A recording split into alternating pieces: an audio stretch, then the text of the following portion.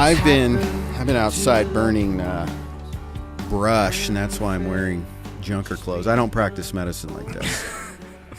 So what are we doing here, man? I don't know. Cooper, you used to live here. Cooper was a roommate. It's an unlikely. We're the odd couple. I was friends with his dad, who's an age-appropriate friend of mine. Oh, dude.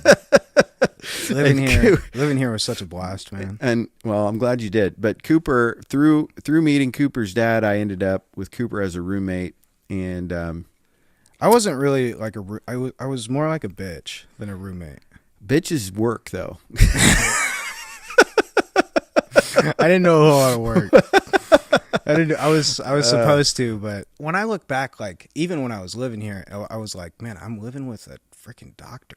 Like every day I'm hanging around a doctor. So I'm just a guy. Yeah, I know, but you're a mentor, you know. Oh, well, yeah. You're 100% a mentor in my life. So living here, you know, I moved in with a mentor for a little bit. To be living with a doctor who's got a really interesting perspective and outlook on life, and to have that person at your disposal all the time. Normally people at my age aren't hanging out with people that that they can ask questions that, you know, sort of force them to, you know, expand their mind, force them to think. You know, it really, the way it helped me was a lot of our conversations, not unlike this podcast, caused me to think through some of my own beliefs differently. And it gave me some sensitivity to the struggles of people in your age group in ways that I hadn't thought of for a while. Really? I think so. I mean, I see people your age in my office and treat them and treat their depression and their ADHD and anxiety and all that stuff. But I don't get an inside look at the friend relationships and the girlfriend relationships. And, you know, your girlfriend was here, the girlfriend at the time anyway, was here a lot. And to kind of watch that all evolve. And it just reminded me of the struggles. And I have compassion. It's not like I think you guys are, you know, dumb kids, but it's just, that's the stage you're in. And it's not that different than anybody else. It's just that you're just shorter on experiences. And that's the thing that's really hard when I think that's the most challenging part when I'm talking to someone your age, is that I'm telling you things that I don't think I could have learned any other way except through experience. And so am I wasting my breath when I tell this person, you know, brace yourself, essentially? That was pretty much my lecture. For a year. For a year. It's like, brace yourself. No, I'm serious. No, do you understand what you're going to... Yeah. You're in the adult world now. Brace yourself. Well, when did you get hit with, like, real pain?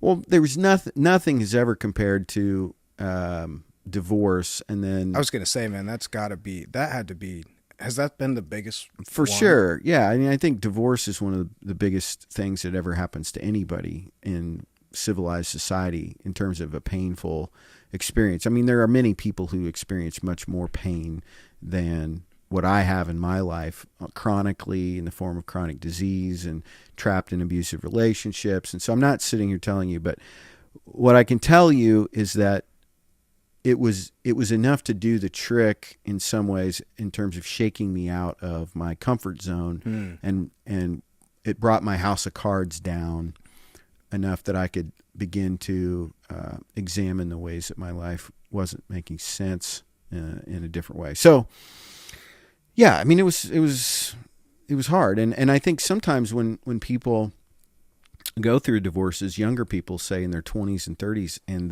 their mantra is like, yeah, she's just such a bitch, and she sucks, and she still sucks, and she's always going to suck. And I can tell they're not learning anything from it. They're not owning any part of it themselves.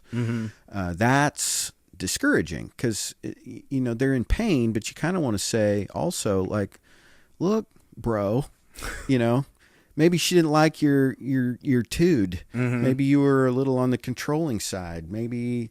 you know, you can talk about your experience. I know you had a breakup. I mean, it's like you, and I appreciated this about you when we were talking about your breakup. You were interested in seeing your own part in that, and I think that's healthy. So good job. What do you think? What do you think about that? You know, man, that one was tough. But ultimately, like I realized, and I think that part of the reason I knew after that happened, because that kind of felt like, that was like a really significant thing, that breakup. But the way that I chose, and I think that it's having a mentor like you to, kind of to come and go, hey man, this thing just happened and I don't really know where I'm at with it. I don't even know like how I'm supposed to deal with this or how I'm supposed to feel about this. But ultimately for me, like, coming out of that breakup, all I could do was look in the mirror and go, you got some work to do, man. One of the things that you told me one night, I think after we had like gotten in an argument, was you said you're kind of an angry person. And at the time it pissed me off.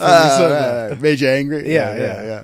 But that's been one of the truths about myself that I've had to really take on, especially in these last, like, I don't know, 4 or 5 months or however long it's been since the breakup or whatever.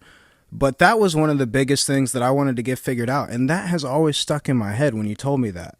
And I think the reason that it pissed me off was because deep down I knew it was true, for whatever reason. So, after an experience like that, now I can't speak to a divorce because, we weren't married. We didn't have like... Yeah, don't undersell it though. You were really close with her and you were with her every day for I don't know how long. How many? Couple years at least? Couple years, yeah. I mean, we were together intense. a couple years. There are marriages that don't last that long. Most of them start in Vegas, but there are marriages that don't last that long. Yeah. Well, I mean, coming out of that, like, I had to accept the fact that the only thing that I have control over is what I do.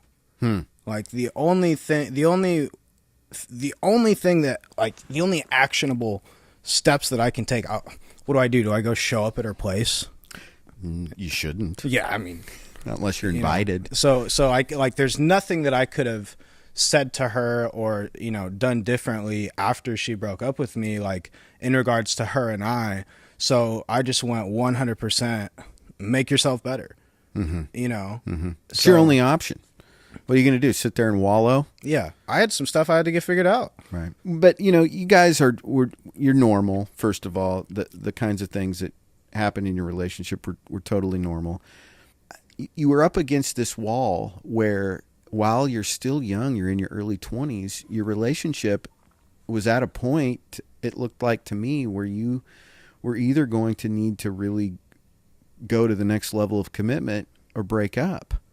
And that was, I think, scary for both of you. And maybe both of you had some more living that you wanted to do, or at least she came out of the closet with that first. But you'd expressed similar things. You'd express some uncertainty about whether or not you really wanted to be tied down right now at age 21 forever to this person. I mean, right. That's fine. And then there's also this underlying tendency that a lot of people in relationships have, where they don't see their own value as clearly as they might, and they begin to think that, hey, this person is it. I don't think I could ever do better than this. They love me. It's really scary to me to think about being out there again, because I may not do any better, and I may end up alone, and I may end up with somebody worse. And that's a terrifying thought. Yeah. That's a terrifying feeling in a relationship. Did you experience that? Am I on the mark here to some degree? Yeah. I mean, I would say I experienced a little bit of that, but like overall, like I was pretty comfortable, but I was too comfortable. And I had gotten to the point where I was like lazy in the relationship. And I was lazy. It's not like I wasn't like being good to her, but I was lazy in the sense of like I had stopped.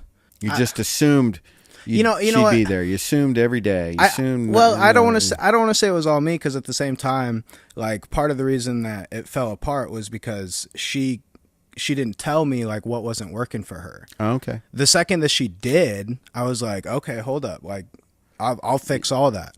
But the damage had already been done. And she told me, like, these are all the things that haven't been working for me. But because I had gotten comfortable, I couldn't even get myself to take a step back and go, what might not be working for her? Because everything was working for me. I was like, cool. Not even thinking about, what are the ways that I'm falling short Right. for her? Yeah. You know? You're right, and she'd be responsible then to tell you if she had issues. That's another common one, is that sometimes in relationships, and no criticism to her, but we are afraid to speak our mind because we're afraid that we're going to be rejected, or that we're going to start a fight, or that it's not going to be received well, and so it's easier to just brush it under the rug. I think that's probably what she felt like. Like if she stood up for herself, it was going to start a fight. Mm-hmm. I think that's like probably what made her not speak up for herself when she should have. But you're an example of somebody who has handled a breakup exactly the way they ought to. You've done it, just a beautiful job. Way to go, Cooper. Can I get a plaque? Do you want me to carve you a little elephant? I'd love it. Yeah, we could do that. But anyway, you took it in the gut, and you came over here a couple of times. We fed you dinner, gave you some meatballs or something. I needed some home cooked food. We sat you down. That's right. And Shelly and I, and your wife, talked you through it, and your wife, you were here for me. We blotted your forehead with a warm washcloth, and that didn't happen. But anyway, and then you got right back up. You started going to the gym. You've cut, I don't know, how much weight have you lost? You look like you lost like 30 pounds. Like 30 pounds. You know, like I'm sorry I didn't get my tickets to the gun show. I have a couple pythons escape from the zoo here. What's going on? Easy. I'm still. I mean, look at you. I'm scared. I'm scared of you. Like I've got a ways to go. If you come across the table with me right now, I'm going to lose. Dude, I was fat. I got so fat. Well, all my clothes fit you, so I don't know what that says about me. Dude, literally, so after I lost all this weight, I was like, none of my clothes fit. I had a box of clothes that you had given me in my garage filled with good stuff. And I was like, oh my gosh, I have all of Marty's clothes. So that's what I've been rocking now. Really? Yeah, I've been rocking your old pants. Is that why you're doing so good with the ladies? Yeah, that's why I'm... Nah, dude, and that's been the other thing, man. There's not even any ladies right now, and I'm not even. Doesn't need to be. You know, I'm just take your time. That is so far not where I'm at right now, because I'm trying to continue to work right here, continue to work on this, work on my outlook, and the thing that has been the most valuable change from this painful experience has been my outlook, just on average, I would say. Yeah, just general, like what, more positive, more thankful, more humble. For example, yeah. And it's an active thing. Mm-hmm. I find myself having to remind myself okay, don't think this way, think that way. Don't think about this, don't think about that. But okay. I used to, every time that I would see somebody look at me, or somebody in the grocery store looked at me, or somebody driving their car looked at me,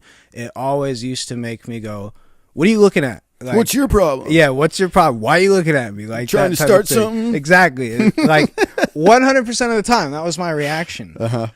Now, I'm not at the point where I'm I'll feel that come up in me. Somebody will look at me and I'll feel that, what are you looking at? I'll feel that part of me come up. And I've been working on nope, don't do that. We're not in a jungle. Yeah. They're not in a warring tribe. Yeah, they're just another person. They're just a person buying cream cheese. Right. Yeah, that person buying cream cheese before, though, man. No, right. But that's pretty typical alpha stuff. And you're right. Check yourself. Yeah. Not everybody's an enemy. Yeah. Most people aren't. Yeah. I got to remind myself I'm 5'7" a lot, I'm 5'7" and 3/4, just so you know. That 3/4 does a whole lot for you. 5'7" and 14/16. That's 7/8. Anyway, but I'm really proud of you. I think you've done great taking a look at yourself. You're doing a good job. And well, thanks, man. I appreciate it. I think it speaks to your character that you're not really blaming her. And you have your beefs, and they're fine and they're legitimate. But at the end of the day, people are, and I think one of the things I told you before, and what I'll say again, this is the truth. If somebody doesn't want to be with you, then you shouldn't be with them. You both win. If she wants out, then why would you, right? Why would I hold her back? Right, exactly. Yeah. I mean, what's the If point of that? Yeah. Plus, if you do really love her, right? Mm-hmm. If you really love a person, even though it hurts to feel that sting of rejection, ultimately, you want the best. My ex-wife is about to take an important licensing exam this weekend for her future career and everything. And I found myself a couple of different times saying to her, when I saw her for kid drop-offs or email or whatever, I was just like, good luck on that. I hope you do really well. I want you to succeed. How long did it? Well, I don't know. Did you have when you came out of that divorce? How much? I don't know. Maybe I should even ask this question. You can ask me. I mean, how long were you angry at her? Oh, I mean, sometimes I still am. I mean, yeah, it's not something that goes away overnight. This is a person that I was married to for 18 years. So divorce is painful for a long time, and it's a process of grieving that can take some number of years. People don't understand what they're getting into when they get divorced. How long were you guys married again? 18 years. Yeah. So, but I mean, for the most part, what I tell my patients a lot of the time when they're struggling with ex-related issues, I would say, like, look, it's okay to care, and it's okay to still love them. I mean, you were in a really difficult place, and you made the best decision you could. You were faced with two what seemed like bad options, and you picked the least bad option that you thought you had at the time. And the point is that she is a human being first and foremost, as am I. Mm-hmm. And this makes it a lot easier to move on to in my marriage with Shelley, is that I also realized that her ex-husband is also a human being with I'm sure very great qualities and his own personal things that he's working through. And so I don't feel the need to sit around and make him a member of the bad guy crew in my mind, mm-hmm. Or her for that matter, or for whoever she's dating, or maybe remarry or whatever. Let me ask you a question. Like for me, I was in a relationship for 2 years, and then she felt like it wasn't right for her, so she asked that we separate, which I had to respect. Mm-hmm. That resulted in, me hitting the gym a whole bunch and hanging out with friends a whole lot more, and working on myself, working on my outlook. What kind of changes happen to you when you're midlife and a bomb like that drops on you? Because I'm in my early 20s. Yeah, I got everything ahead of me, so right. I'm like... I mean, the major differences are the things that happen over time. So financial, you're very financially interwoven, and so that's big. I mean, your problems involve attorneys at my age, whereas at your age they don't involve attorneys as often. So there's that piece, but also family history. I mean, I've been to her family's house hundreds of times, and vice versa, and it's the breakup of a family. Mm-hmm. And that's not just the household, but on down the line. Man, I remember I asked you at one point, and what you told me made me really sad. I asked you, what was the hardest part about getting divorced? Like, because people always talk about it like it's this really nasty thing, but if you've never experienced it, like you don't really know. So asking somebody, what's the hardest part of divorce, mm-hmm. which, is such a blunt question. But when you said, and I didn't really understand it at first it didn't like land on me that heavy, but it was like now, even when I think about it, it makes me really sad. What you said was just the fact that the dream is over. Yeah. You know what? That's it in a nutshell. And by the dream, I mean, and I've talked about this on the podcast many times, it's that identity that we've created for ourselves. And so that was kind of the last vestige of this identity that I had created for myself as married, Dr. Christian, Missourian, Iowan, whatever I was. It was a big one on the list, father, etc. And so that's the one that when it went, because I don't know if married people might not realize this, but after you've been married a long time and you've watched other people get divorced, it's easy to get a little cocky and think, oh, we know how to do it, right? We've been married. Look at us. We do it right. We've been married a long time. And you watch these other people struggle, and you know what's wrong with them. You know why their relationship sucks. And so that's one of the things that's really hard when your friends take sides after a divorce, because you look at them and you're like, dude, you have no idea what went on in our house. You don't know what the pillow talk was. You only know what was put out there to the outside world. You only saw the dream from a distance, that dream. Yeah. What you don't know is all of the ways that both of us fought like hell to find a way to make it work.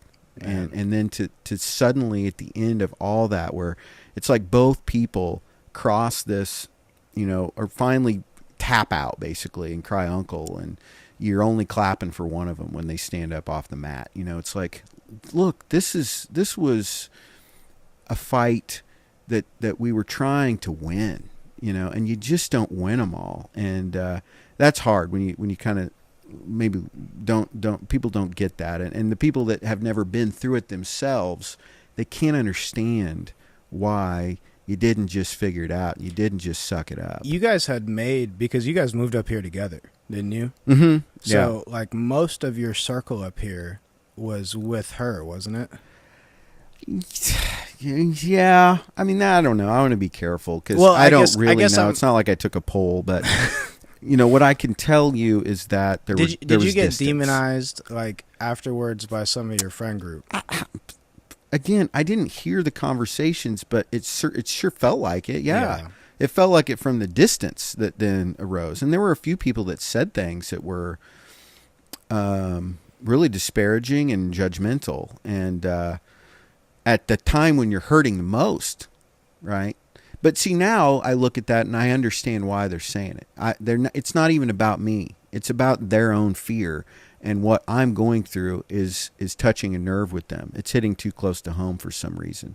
It's either striking at what they believe about the way the world ought to be, or their own marriage maybe isn't awesome, and they secretly have these desires to be out of it, or who knows what. I mean, it could be any number of things. But one of the things that was, in our particular case, we were heavily involved in a church, and so we had a lot of friends that were also involved in this church. And churches are about these kind of things getting better. They're about people staying married. And so when somebody actually goes through with a divorce, and everybody's been talking about their marriage with each other and praying for each other and trying to do the right thing for years and going to marriage retreats, and we were leaders and all this, then it's really confusing for people because they thought, well, if it can, I remember some friends of mine said to me, they were like, when we found out you were getting divorced, we knew that it could happen to us too. Like that was their quote. Like that, it got really real for us real fast about how fragile marriage can be, because we thought you guys had it together. Wow.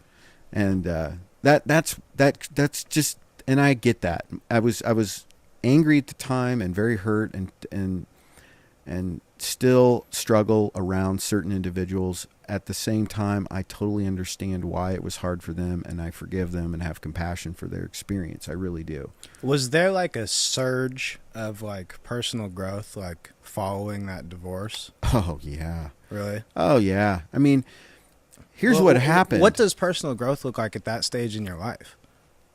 Well, I mean, I know what it looks like at my stage, It looks like you go and lose a bunch of weight. Yeah, I mean, and there's some of that too. I mean, I did too. I got myself together and lost some weight. I do remember that. You lost how much weight did you lose? Some of that was just because I couldn't eat. But I don't know. I think at one point I was down like 50 pounds or something. Down 50 pounds? Maybe 40. It was a lot. But I'd gotten to a point where the pain...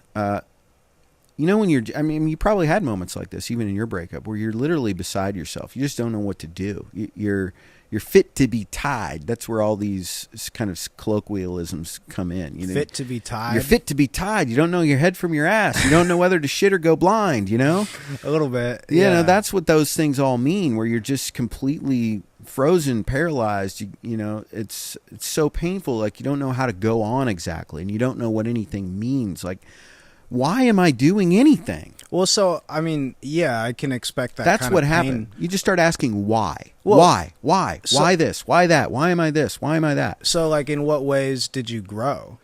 Well, when you do start asking why, and suddenly you're out of your rut that you were stuck in, and now you have what you said you wanted, which was freedom from this other person, which you said was the problem. You have to figure out, if you're still left with pain and unhappiness, you have to figure out why that is. Because now they're gone, right? Mm-hmm. So it's just you alone in your own head now, and trying to figure out if you enjoy the company or not. And I didn't enjoy my own company very much. And so why is that? And so you have to look at, what are your own voices actually saying? It's kind of like you in the grocery store. Is this person out to get me, or is this just a figment of my imagination? Well, I had a lot of phantoms up there, a lot of figments of my imagination, a lot of things I believed about myself and the world around me that were false and that were creating me a lot of inner tension. And so it's a process of, it's kind of like drilling down through layers of rock where, you just grind through, and each layer has a different story. And you're going through those plugs of earth, and you're taking apart that story, and you're peeling back, and eventually you get to the very deepest places that you can find. And there, when you look inside yourself, you start to find peace again, and you start to find your truest essences and the things that are the most basically true about you. Not the story you've made up about yourself, but the things that are most basically true about you. And those things have to do with the fact that you are a loved and created human being. And when you get there, there's nowhere else to go. That's the top of the pyramid. Then you can start fresh from there. And then you can start building something substantial around the values of, I'm a loved, created human being. When you talk about, like, it's like drilling through layers of rock. The rock it's just sort of leaning into the hard places and not knowing what to do with them. See, that's the thing. You don't have control. You can't make it stop. Mm-hmm. You can't make the voices go away. You can't stop thinking the things that are hurting you. Mm-hmm. And so you just sit with them and you just let them be there. When I felt some of that stuff coming on, I had to tell myself, stop overthinking. Stop overthinking. No amount of thinking about that, thing is going to make you feel better. So for me, it was the practice of not overthinking things, not making things more complicated. I was essentially trying to be comfortable with being uncomfortable, if that makes sense. Yeah, there's an element of that. I mean, the self-destructive piece, that comes in when you're uncomfortable and you seek something other to kill the pain, which I did plenty of that too. Yeah, I did plenty of that too, where you're looking outside for externals to just deaden things for a moment. And that the reason that doesn't work long term is because it stunts your growth. You stay stuck there, and you have to keep upping the stimulus to get the relief, and that's when addictive patterns start and stuff like that. But so this would be an example. It'd be like, here's what it is. Growing up involves learning how to live in the tensions. Just like I told you, like I said, I still care about her, I still love her on some level, and I want the best for her. Yet I'm also terribly angry at the same time. I feel betrayed, but I know she's only human, and I know I'm only human. Yet there are moments in time where I'd sooner spit on her grave. Yet she's the mother of my children. Yet, you know what I mean? Yeah. It's just like on and on and on. You have all these competing thoughts going through your head, and you're trying to reconcile. And the only way to reconcile all of the wild contradictions is to let go and forgive yourself and others, and don't see yourself as better anymore. You just have to let go.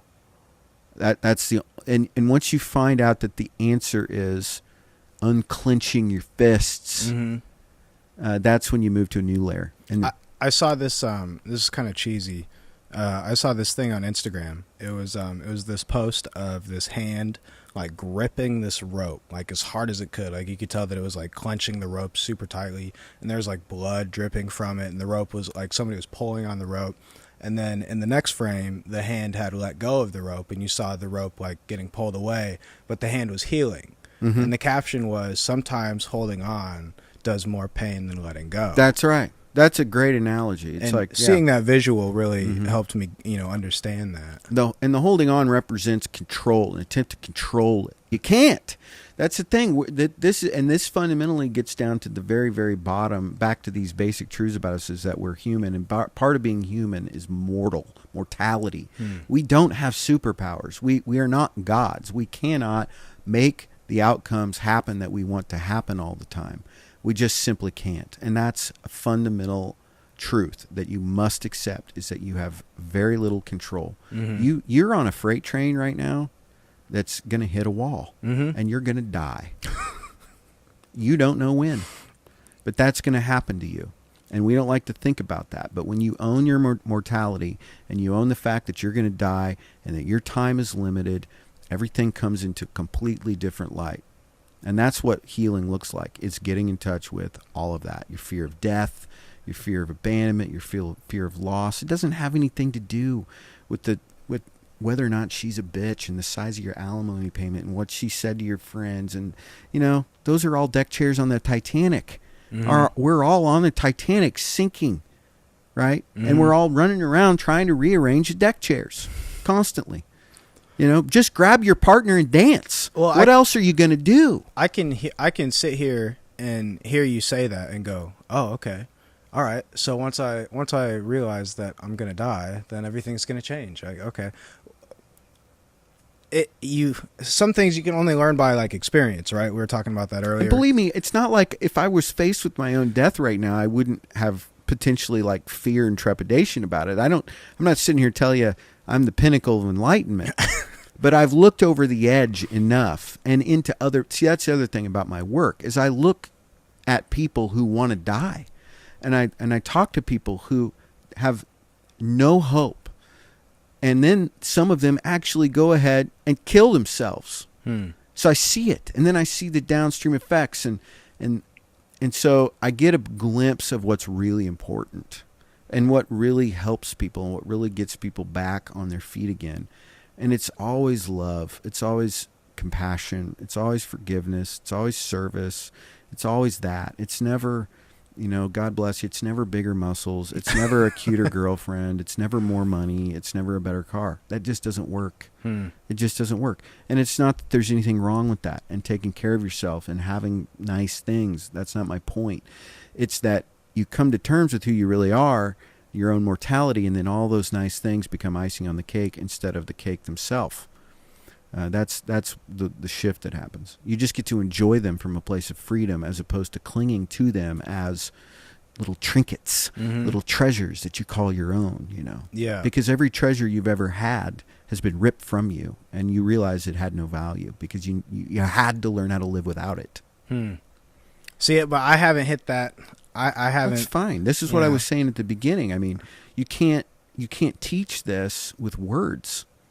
But here's the thing. This is now on tape. It's not on tape. It's on a hard drive because this is the year 2018.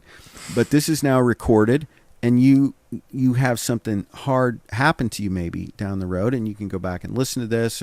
And there's going to be people that hear this that are going to be going through all different kinds of things at all different phases of life, and something that we've talked about is going to apply to their situation. So that's what it means. That's why having these conversations are important, is because I'm out in front of you right now with a flashlight going, hey, look, I can't make it all out either, Cooper, but here's what my light, I've cut through the fog this far, and I'm going to tell you what I found out, and that's it. And I'm old enough and wise enough to know that there's a lot more fog. It's just that, and I've also learned that talking about what I've discovered is an important thing to do with my time. That has value. Yeah, no doubt. So that's why I do what I'm doing. How long have you been at the podcast now? Oh, I think since, I used to call it a different name. Some of our listeners may have discovered that, but there's some earlier episodes. What was it before? It was called Go Shrink Yourself. Go Shrink Yourself. Which wasn't Those bad. were good episodes, too. Well, thanks. But that title wasn't quite what I was going for in terms of the content, and so I changed it. But I don't know, all told, maybe a couple of years, but I think maybe only, maybe not even a year since I would call it the more serious push, where I'm actually trying to get good at it, and it's not just a fleeting passing fancy, but it's something I'm more committed to. Well, you're sticking with it. Oh, thanks. And I'm glad you listened. I think you're putting out good stuff, man. Thank you so very much. Yeah. I hope it's helpful. I'm glad that at your age too, you can find pieces of it that are helpful too. Yeah, dude. Podcasting it's everybody loves podcasts. It's crazy. Hey, before you go, tell me about what you're doing. You started a business. I know when you first moved in here, you were going to Kirkwood and you were going to be a doctor like Marty and all this, and then you're like, I don't like this biology. This sucks. I don't really like school. So you started like a painting business. I don't know. You were going to detail cars. You were going to wash windows. Now what are you doing? I was going to do anything that people would pay me to do. Yeah, I understand. I'm doing this marketing thing. Ideally, what I do more than anything is make ads. So I don't know if it's going to turn into an advertising agency or just an overall marketing agency. But yeah, man, I've got like 5 or 6 clients right now, and it's going well. I just bought a new car. I saw that. That's cool. Yeah. Dude, I'm doing really freaking well, man. You look great. I think you're going to do great. You've got a great personality. You got good charisma. You're not afraid to walk up to anybody. Thank you very much. And just talk to them like you've known them for years. That's a secret. Just give them a little shit and act like you've known them for years. And if they don't want to be your friend, try the next one. Don't sell to somebody that doesn't want to be sold to. Yeah, right. That's true. Yeah, that's true in life. Hey, thanks for stopping by. I know you just came over here to borrow a socket set, but this is what I want in return for borrowing my tools. I'm so glad I can finally make it on an episode. Oh, man. Cooper. Well, this is gonna be a classic right here. Do I get a token of we got like a doily or some kind of a We'll knit you an Afghan. How about that? I must have work to do because my phone doesn't stop right now. I'm looking at this. Like, what kind of a producer puts their phone on the table face up during an interview? My God, how important are you? I'm millennial. I'm a doctor, for God's sakes. Mine's in my pocket on mute. Sorry, man. All right. Crazy stuff is happening. Hey, thanks for coming by, Cooper. Thanks for listening, audience. Thanks for having me.